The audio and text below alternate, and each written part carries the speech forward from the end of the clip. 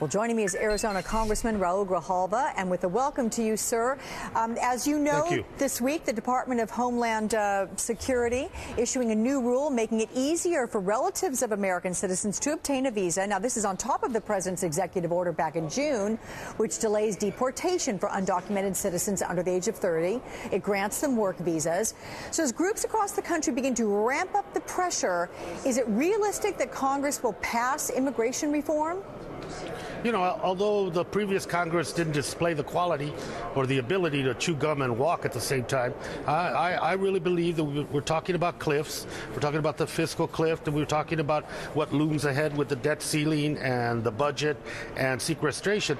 But we also have a moral and social cliff that we're confronting, and that's the issue of immigration that can and has been one of the most divisive social issues in our country. So for no other reason than to confront that very important issue, I'm glad the president is doing everything he can on the executive side to ease the suffering out there and to legitimize the process. But now it's Congress's turn to codify into law immigration reform in a comprehensive way with a path to citizenship, and codify the DREAM Act into law as well.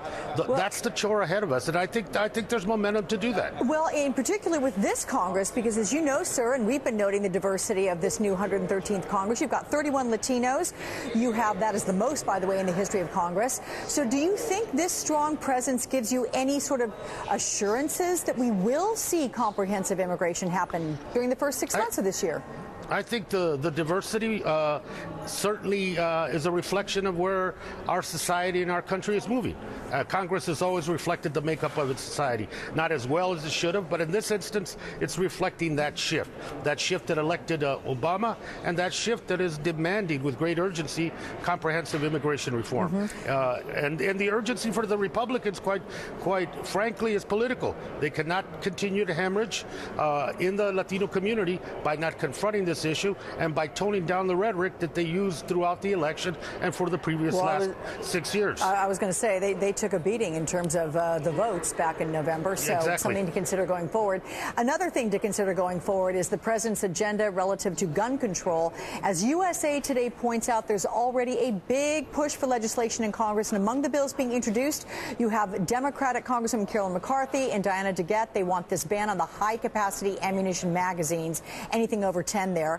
Senator Charles Schumer, he wants to close loopholes on gun sales. Senator Dianne Feinstein's promised to reintroduce her assault weapons ban, which expired back in 2004. And today, your former colleague, Gabby Giffords, she is headed to Newtown, Connecticut, to meet privately with families of victims there. Is the will there for real reform when Republicans are all this?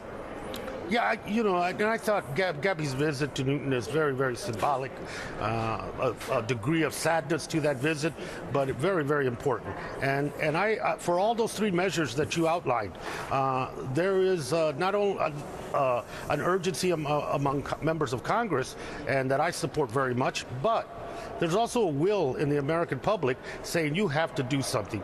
This is not about destroying the Second Amendment. This is about public safety.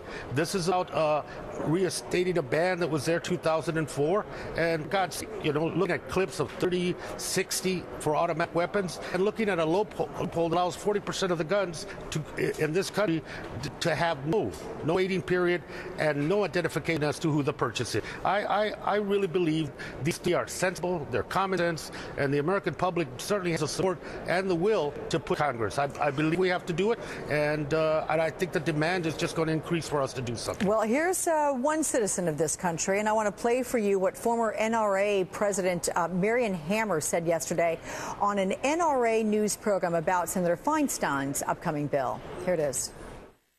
Banning people and things because of the way they look went out a long time ago, but here they are again. Yep. The color of a gun, the way it looks, it's just bad politics. Yeah.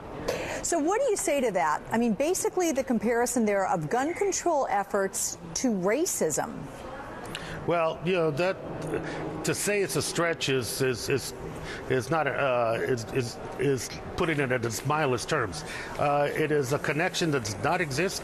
The violence that is occurring in our communities, particularly communities of color, is way out of proportion, and it's destructive. Every day people die as a consequence of automatic weapons and magazines and unregistered guns where you don't know who the person that's buying it is. You know, we've passed the point of making those stupid comparisons.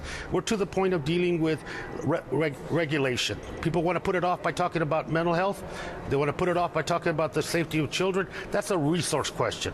The issue that needs to be discussed is the regulatory power Congress has to regulate assault weapons, regulate magazines, and close the loopholes. Those are three simple common sense issues that we need to confront, and no amount of trying to equate racism with gun ownership or racism with the ability to carry a weapon passes any mustard or has any realm of reality to it. All right, Arizona Congressman Raúl Grijalva, many thanks for your time. Thank you.